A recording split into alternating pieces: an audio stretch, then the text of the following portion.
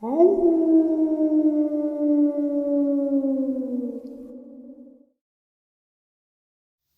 greetings and salutations, everyone. I do hope everyone is still doing well, and welcome to today's bonus upload. Before we jump into it, a couple quick links.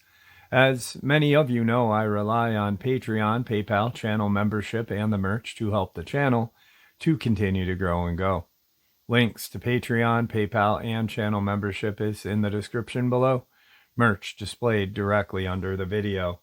Also, Dogman, Frightening Encounters, Volume 1 through 3, the audiobook versions. They were written and researched by Tom Lyons, narrated and produced by me, Jeff Nadolny. Those audiobooks are available on Audible, Amazon, and iTunes, links to which are also in the description as well. And finally, last but definitely not least, if you'd really like to help support the channel to continue to grow and go, simply subscribe. It does not cost a cent. Click the like button, takes half a second. If you don't want to miss out on any of the informative uploads that I put out daily, click that bell icon, and folks, please leave a comment. Why? Well, because all of these things, they really do help this channel to continue to grow and go. They definitely do matter, and they are appreciated. With that, I have taken far too much of your time. Let's jump in to today's bonus, shall we? Today's first subscriber submission. Like I said, I had nightmares thanks to trying everything if possible, so it took me a little longer than I would have liked because I needed to take the time to ease the nightmares. Don't be afraid to shoot me back an email if you've got any thoughts or questions about these experiences. Also, do express yourself if you're upset about anything to us fans, because you are somebody we can reach out to about the trauma regarding these creatures and be taken seriously. It left a deep enough mental with my first encounter to change my personality. Let's start with the basics. Hey Jeff, my name is MN. If you've noticed, I'm an avid, somewhat intelligent about understanding these creatures due to my encounters and research. Though misinformation of dogmen, skinwalkers, and werewolves, I believe such things happen due to misinformation in the research communities due to speculation. I can tell you these experiences happen in a Winnebago. I could give you coordinates, but I'd prefer not to. I can drag my other friends into telling their sides of these experiences with me, though they'd prefer not to. Let's talk a little bit about myself. After I moved to this town, I immediately took to hanging out, exploring, and playing out in the woods by my house. I noticed immediately that it gets quiet sometimes, but I liked it, because my life wasn't really quiet or peaceful. Typically, most people that I bring there usually get nervous, but they usually take the spot like it's home. My best friend has been my friend since second grade, and I am now 22. I have a twin brother. You can refer to him as Joe. Keep in mind, I played football, ran cross country, wrestled. My parents made me choose between football and wrestling. Of course, I chose wrestling. I went to college briefly, only to drop out due to depression. Then I got a job at the local Walmart pushing carts. People thought I was like SpongeBob or something, the way I worked hard and enjoyed it, even on a minus 40-degree day. I hit rock bottom after I dated a girl in 2019 and quit my job because I couldn't work. I wasn't in good headspace. She was one of those gold-digging, keep your heart on a string type girls, and I rushed back to her head first, every time, because I have a stubborn, bleeding heart. I set the bar too high for her. She might not find happiness, and always live with a void. I never swore or yelled at her. I was patient with her. I was willing to do most anything for her. One such story involves the fact that I am prone to motion sickness. I had a seizure trying to push myself into going on a roller coaster. It was the stress on my body that probably caused it. I thought she didn't see it happen, so I could play it off, so she enjoyed herself that day. She saw right through that, and we decided just to go to the mall instead. I think she didn't understand the gesture. She even told me to stop research past a certain point because She had 2 encounters with me. She was afraid for my well-being. So I say progress requires sacrifice. My research led me to believe that this Dogman would use drive hunts and even force them into cars to save energy, which I do have a story about. Also, that there are other cryptids in play. Keep in mind, this is technically a werewolf I'm dealing with. Window experience. It was mid-fall of 2006 or 7. It was a school night, and it was late. I can say for sure that I remember I was reading a magic treehouse book, Winter Wizard or something, ahead of a coming book report project. I reread the book multiple times to soak in as many details as possible. I could remember my hands being dry and cracked from the weather. After a good chunk of the book, I put the bookmark in and tucked the book underneath my bed. I tried going to sleep. I rolled and rolled, but something felt off, like something was staring, and that my hair was standing on my arms as well. So I turned toward the window and saw something that was nearly a foot taller than my dad by comparison to the window. My dad's 6'3" in shoes. This wolf thing, looking at me, was built. The eyes were a darkish yellow, and its teeth were slightly yellow. It had dark fur, less fur on the chest as you moved down on him. It really didn't have fur past certain, meaning it was bare. Also, the outer fur of its face was matted differently than the inner because it was more pressed down inwards.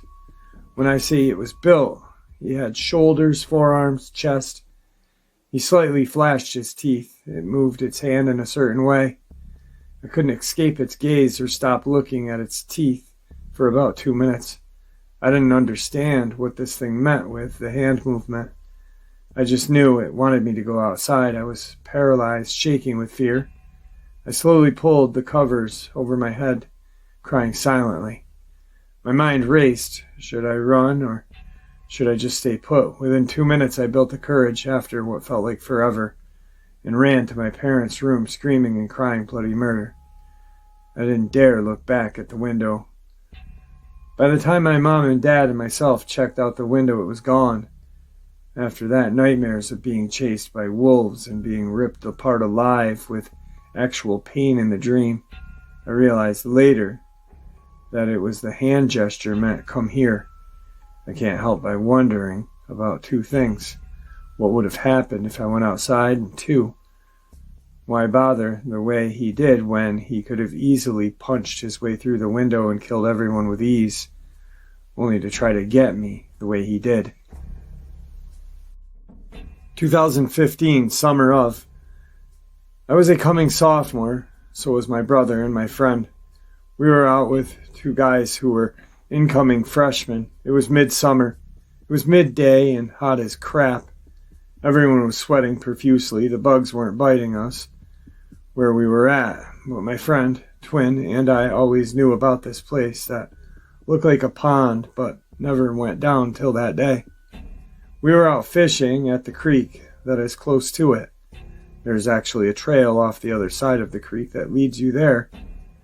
We were goofing around by fishing for creek chub, which is a type of minnow with worms. We ran out of bait and said, yeah, let's go check out this pond. My pole setup wasn't set up for quick changes because I didn't have a swivel, meaning I had to tie everything on again. My friends went ahead except for my friend who waited for a minute and gave me a swivel. He said the mosquitoes are getting bad here. I know you'll catch up, and he went on ahead catching up with the other friends. By the time I got my swivel, lure, and tackle box all prepped up, it had been about 4 minutes since my friend left. I started on the trail toting my tackle pole and bag. I noticed something big and black on all 4s. It was walking on and sniffing my friend's tracks. Its height was the odd thing at the shoulders. It was almost at breast height to me. It didn't notice me, and my dumbass decided to rush it and yell, hey. It looked back oddly and kind of smiled and made a quiet noise. It rushed ahead of me, though. I'm a year-round mid-built athlete. He dusted me worse than anything could have. I was hopping over everything in my way.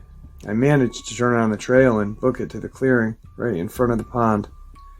I stopped to catch my breath. I dropped my gear and put my hands over my head. My friend was waiting there. He asked me if I had gotten lost or had to take a dump. He saw I was a little stressed, and he asked me semi-ironically, "Did you see a ghost?" I said, "No, I saw a giant black wolf." He chuckled for about a minute and said, "No way, man, not in Illinois." "But the bass are biting here, buddy." I said, "I'll catch up in a minute and try and figure out how he outmaneuvered me." So I backtracked. I noticed my tracks went further than his past a certain point. So my assumption was, instead of going toward the clearing, he went to the right through the brush just before the clearing. I looked into it. There are reports of wolves in the state line. I made a report to the DNR website and included an odd size of the wolf. Within 10 minutes the phone rang because I had left my number if they had any questions. I had a strong feeling I shouldn't pick it up, so I didn't. Then I forgot about it until spring. By then, when the shenanigans of the hide-and-go-seek I mentioned online before as a question. Spring of 2016, 11 a.m. It was a tragic year. I lost a lot of people, a coach, my grandfather, and my sister in that order. My sister died in May. All of them suddenly, yet spaced apart. I once again found solace in the quietness of the woods, not because I wanted things to be quiet, but because I wanted to be alone, because that's how I felt. Though I didn't mind my brother along with me sometimes, though he talked too much. We weren't far from the pond. We went right just before the clearing. We saw it again. We looked at each other again, and we didn't even need to speak. We nodded and just rushed it. The creature moved in such a way past the brambles, the logs, and other debris, with such ease, and all the while giving a smile before it took off. I couldn't help admire the level of grace right then and there. It disappeared past a certain point like a ghost, but me and my brother looked with each other for a while. We split up looking. I saw it alone again after looking for 25 minutes. I rushed it again. It still had that smile and grace. By then my legs were bleeding from the brambles. It ghosted me again. Within a couple of minutes of that, I saw my twin again. Shortly after, we looked together for less than 5 minutes, then saw it one last time and rushed it one last time. It felt like we would never catch it. We decided just to go home because we were both pretty scraped up, bitten up on the top of that. Another friend's story. It was 2017 winter. My friend lives on a long stretch of road. Not too far from his house, he would make a couple of bucks cleaning and taking care of horses. He was headed there late because he had went to college scouting for track during the day. He was driving his truck, and not too far from the guy's house, he saw Black Wolfman as he described on 2 legs. My friend turned the lights up, and then it changed to 4-point stance and ran off into the brush. He talked to the guy about it for a while and talked about some other stuff. Then something startled the horses. He told my friend to stay behind, and he grabbed his gun and turned out the brights on the porch lights. And they stood there for a while, went back inside, then went out back with the man to take care of the horses. My friend got done, got paid, and got out of there. But he called the guy within 30 minutes to check up on him, and the man said everything was all right. After that, my buddy waited a couple days and decided to tell the wildest guys he knows, so he messaged me. I told him my experiences, and we pushed it off, though the pieces were fitting together. But we continued without looking until that night. We ran into it unintentionally then. Some week during September of 2018, 11 p.m. to 1:30 a.m. My best friend, the guy from the last story, 2 of his friends, and my twin decided it would be a good idea to play the game called Missing Man. It's a simple look for the missing man in a group as friends in the dark and out in the woods, of course. My best friend only hid the longest, though my senses are sharp to know his exact location while knowing the group's location. For some odd reason, I didn't want no part of this game. I wanted to stay next to my best friend, though. It could give away his position to the group. It was quite probably because I heard footsteps elsewhere. We were just outside of the woods, my best friend and I nodded, and we decided we should scare them and draw them back at the same time because our humor is a little twisted since we were childhood friends. He was up in a tree watching me barefoot. He said, "Go and scare 'em." "Scare 'em bad." I nodded and said, "Okay." So I started screaming hysterically, "Get it off! Get it off!"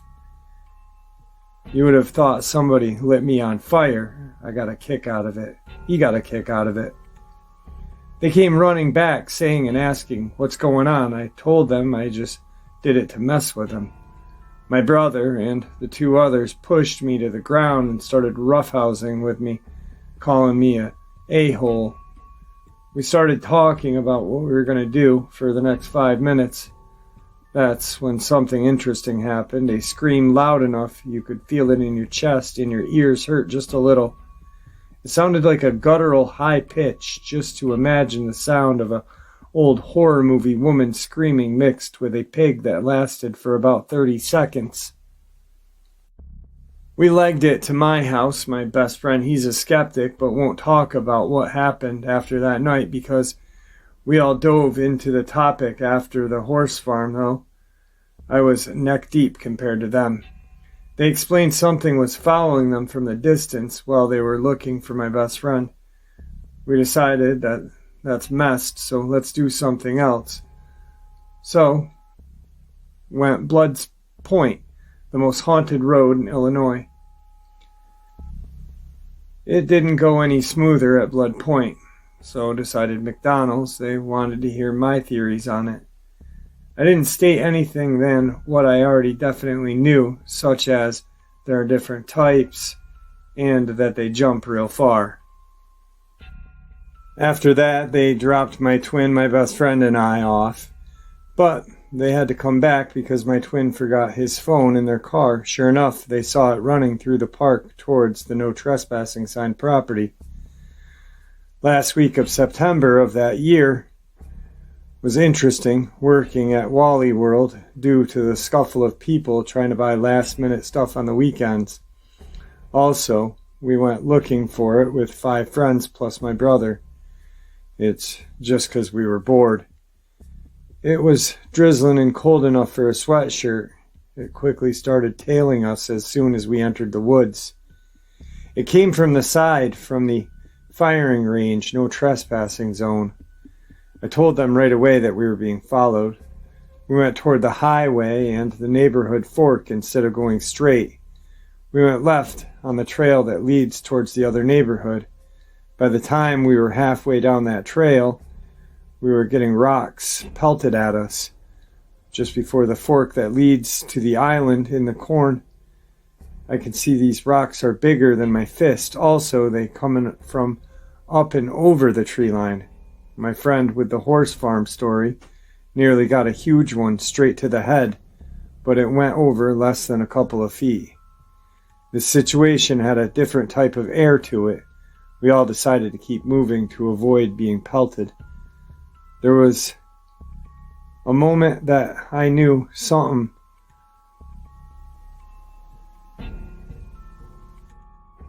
was around us before my friends did. I quickly mentioned that to my friends, and they nodded to that. If I think about it's probably the face, we realized right away the one was trailing us. At this point, most of the decision-making was up to me rather than the group. About a minute of walking, the rock stopped, but the one moving was ahead of us, but at an angle and a fair distance. I said, "Let's shine our brights at them." I had a lantern spotlight with a red lens option.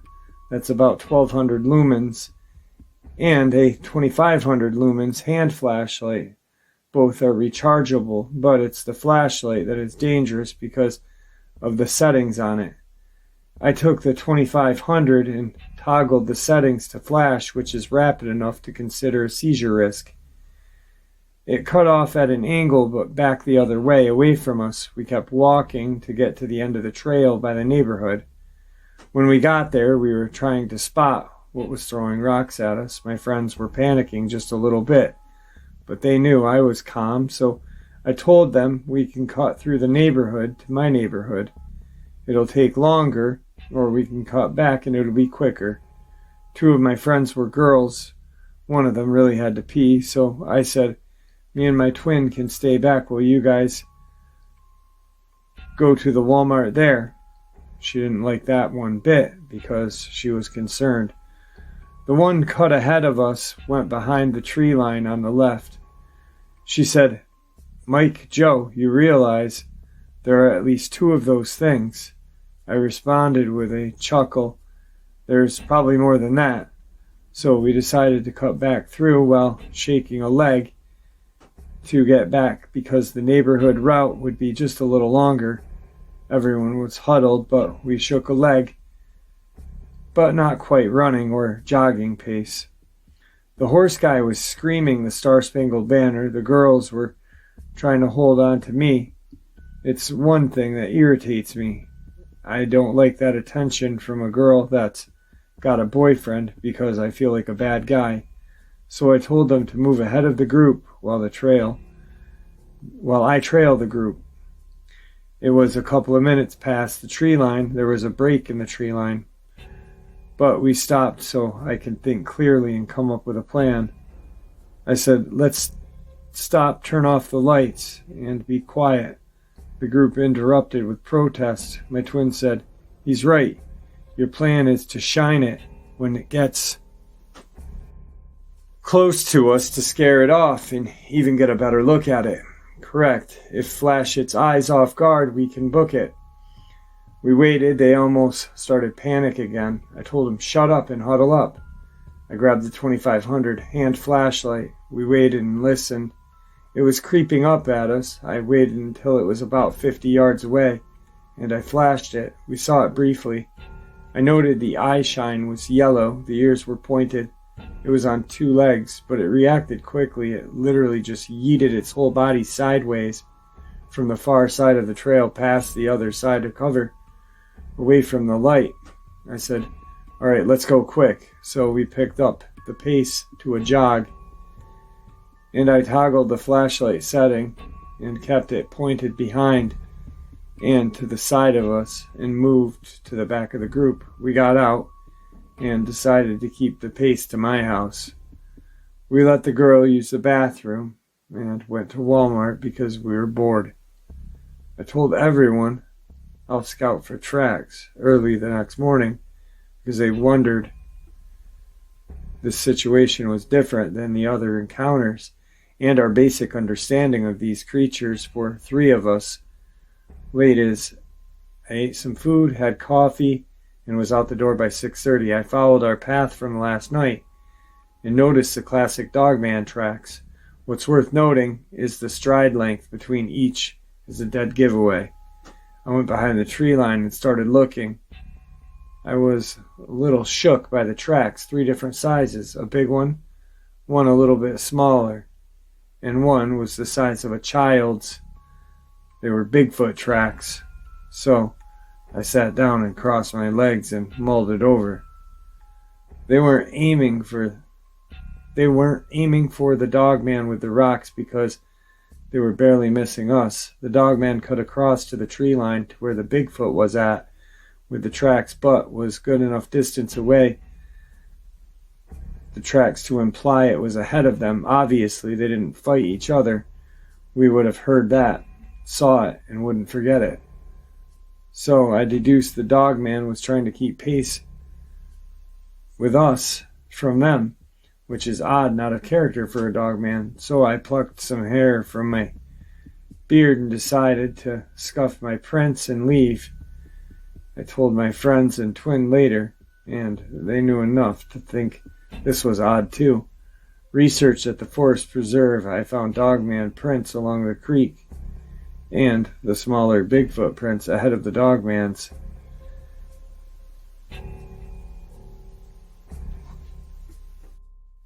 and the bigger foot's print were on the other side, kind of in between, making a choke point with deer prints in between, which of these deer prints passed at an angle due to the weight of it being pressed towards the creek, means it was railed right there by the smaller foot. There was some crushed grass, no blood, so I guess they took a meal to go. I guess they do co-op drive hunts, which is the most unusual behavior. Again, I sat down, crossed my leg, and thought it over while plucking my beard hair for a couple of minutes and started walking home. The next encounters were brief but resounding, not even a couple of weeks apart. A couple days before that, I was being stalked because I decided to walk through the neighborhood on my way home from work that night, because the weather wasn't gonna stay nice for too long. I felt like I was being watched. It was quiet. My heart rate shot up. I started walking on heels to hear better. I heard something moving alongside of me in the cornfield about 150 yards ahead of the tree line. I didn't pay it any attention and pretended not to notice it, because it would have had to go back through the woods because it couldn't cut through the neighborhood. It was 20-minute stroll that night home. I got home, ate some lasagna, and drank a lot of water. I realized I left my caddy and propane key in my pocket. I begged my mom to take me right back because there were only 2 sets and I had one of them. My boss was still there. She looked at me funny and asked, "You forgot something, Mike." "The keys, boss." "Oh, okay," she said, and continued through the paperwork. I put them away and went back outside, took a long glance at my lot. Then I hopped in the car and went back home. As soon as I got home, my dog had to go outside again, but something felt off, so I stood right next to her outside. She didn't go too far away from the deck, which was odd. I looked towards where I felt it should be, only to smile at me and have its hand wrapped around part of an old tree that was intertwined in the tree line. I realized this one was different because it wasn't the one I saw as a kid, because it wasn't as tall as the one in the woods when I was in grade school and high school. As soon as she got done, I prompted my dog immediately go back inside by lightly tugging and telling her quietly to go in. She was at the door before I was. My little cousin was over. We were messing around, playing video games, vaping, and telling stories about hijinks and shenanigans. He found my Linda Godfrey books in my folder. While we were waiting for my best friend to show, he started making fun of me. It stung on a personal level, and I said, "Yeah, I bet you it's $10 real, you shithead."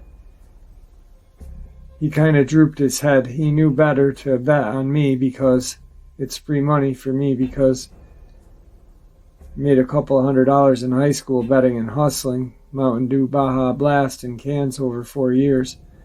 We went outside and moved to the side of the house because I had a pretty good guess where it was. We went outside of the garage and went to the side of the house. I closed my eyes quickly and said, "Yup, it's here."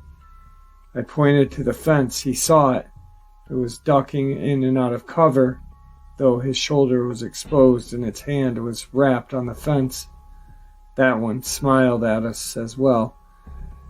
It was the same one from the day or two before. My little cousin started yelling and cursing at me. "I thought you were messing with me." All the while, he had my collar of my shirt shaking me. Then he started punching me in my gut in panic. I stood there laughing at him, and it was because I proved him dead wrong, and now he's afraid of its presence. Sure enough, we got interrupted right on time, a horn being held in the distance, then the skirt of a car turning. When we heard him honk the horn very rapidly, he turned and watched him shoot a corner and nearly run us over. Because of our twisted humor we share, there's my best friend. He was ready to get drunk with me and my twin that night. This encounter was a rainy winter night. We decided to go ice skating with my horse friend, his girlfriend, my twin, my little cousin, my best friend, and another guy because it sounded like fun. I friggin' ate it within the first 10 minutes. I almost landed on my head, but turned my shoulder the last second to avoid hitting my head. The pain set in immediately. It was sharp and burning. I pushed through it. Just have fun with him. My little cousin ate it too. I said, ha ha, shithead. I said to him, though I did regret saying that because I could see he was in a decent amount of pain, and it was a pretty bad sprain. It was bad enough. Wear pants the next day for work. Back to the story. We then went to B-Dubs. I had 2 beers. They eased my shoulder pain because the alcohol was blood thinning my blood. We went to drop off the guy first. He lived just a stone's throw away from the pond. We ended up discussing my favorite topic because my horse friend was interested to see if I had done any more research and if I learned anything since the last time we discussed it. To which I gave him a simple yeah. There was an odd amount of deer kills and a small game kill from cars on the highway. And within this general area, I suppose they got dragged or carried to the brush when nobody was there, then ripped to shreds. I tell him I found a whole hip intact, severed from a deer, about 6 feet from what was left of the body a couple years back. Sure, as I was speaking about it, to draw, the friggin' deer is to the side of the road, looking behind it first, then at us, then back. He acts like he's gonna go, but he didn't. So we slowed down to see who would move first.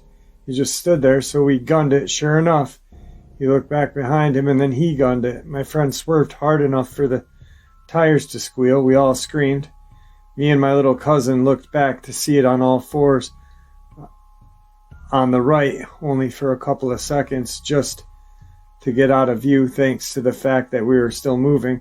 At that point, a grim thought crossed my mind. Am I stuck dealing with these things regardless of where I go? And how long will I have to deal with these things for? I already vaguely knew the answer, but I didn't want to accept it.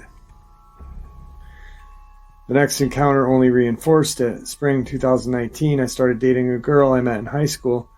I was a senior then, but she was a freshman. But she was really the only person I really noticed. It was because she had a wild look in her eyes like mine. She didn't believe in the paranormal and such. She's my ex now, and it's gonna stay that way. At the time, I convinced her to go to Blood Points to change her mind.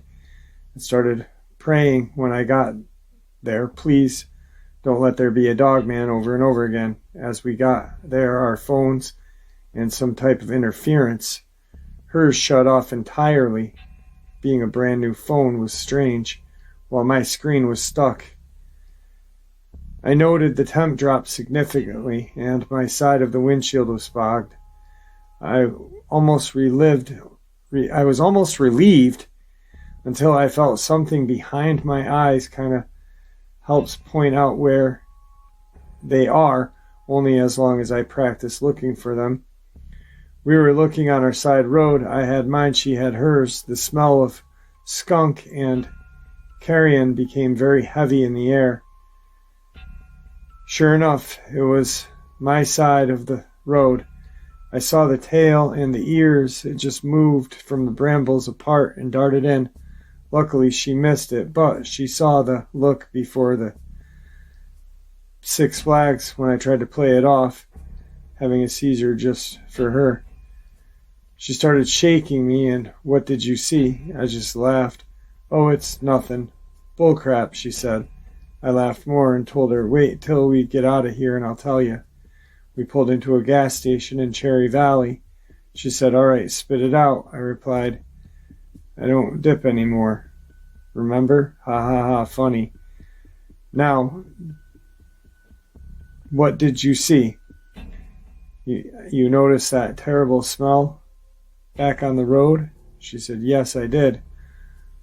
Well, I sharted really bad. No, you didn't. You saw something. Yes, I did see something. I saw a Dogman. I could make out the ears, tail, and bulky shoulder before it ran into the brush. She nodded and understood.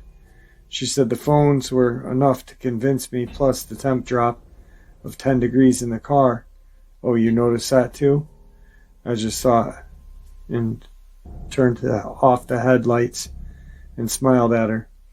The next encounter was about a week or two later. My little cousin wanted to go into the woods, even if he had to go to him by himself, so me and my ex-girlfriend tagged along. I led them towards the trespassing sign and pointed and said, "There, just ahead, and to the left about 70 yards. I only had the lantern. The eye shine was yellow, but was kind of peering behind a tree. It disappeared, then moved to another tree that was closer. My little cousin sat down, crisscross, and said, "I'm gonna wait." That shithead was definitely my blood, being as stubborn and fearless as me, but my ex wanted to get out of there. So I dragged him by the wrist and said, "Some other time without her here." He nodded to acknowledge what I said, but instead of keeping its distance, but was closing in on us by moving cover to cover. It was scary enough for her to make me promise to her I wouldn't do my research anymore out of fear of my well-being. That summer she broke up with me, spit me out, repeated. I went the 9 rounds. Again, I turned into a booze-fueled, depressed guy that felt like he wouldn't stop falling, but my friends are the ones that saved me from falling. By fall of 2019, I decided it was okay to break that promise because her words couldn't be trusted or taken seriously. She tried here and there to contact me, but I didn't want any part of it until she flattered by saying, "You'll never really did anything wrong to me and only did right." She developed memory problems, but apparently she could only remember me. I nicknamed her Rabbit because you can't help but feel sorry for her, only for her to lead you in circles just to hurt you. Then I decide I'm what she wants in the long run, but not in the short run, so I decided it's okay for me to be selfish. I'm not exactly worried about these creatures. My deduction and Foots the Dogman both passed, though, around the same time. Dogman obviously noticed me and my twin right away. He probably saw me act. We are a little bit different than other humans. It probably gets boring for it and thinks that my twin and I are interesting. I used to play in the woods all the time as kids. There were many times we went alone, but it never made its move on us. It never made its move when I grew older, and though I spent countless hours alone or with a couple of friends year-round, I even passed out drunk once with fresh tracks out there. Okay, so I'm not saying this to be mean or judgmental, because some people have a hard time writing when they're sharing their encounters. Maybe he used talk to text. But, wow, that was hard to read. Pretty much, the guy has had encounters his whole life. The one encounter that really got me was when they were in the woods and they saw Bigfoot and Sasquatch co-hunting together, which was kind of interesting to me because I've never heard of that before. I've heard of them, sharing territory, avoiding each other, but working as a team to hunt is very strange in my eyes. It may happen, and I'm not saying it doesn't, but it's just strange to me. And there you have it, folks. I do hope you all enjoyed today's bonus as much as I enjoyed sharing it with you. I'd like to thank you all for supporting this channel. It is your support that helps this channel to continue to grow and go, and what gives us all a place and a chance to share our experiences and theories judgment-free. Everyone is simply treated with the respect that we deserve. Please, everyone, stay safe, happy, healthy, and ever vigilant, keeping an eye on our children, pets, family, and our friends. These creatures are real. They are out there and dangerous. Share this information with those you love and care about, and it may just help save their lives someday. Until next time, never stop asking questions, never stop searching for the truth, and God bless you all.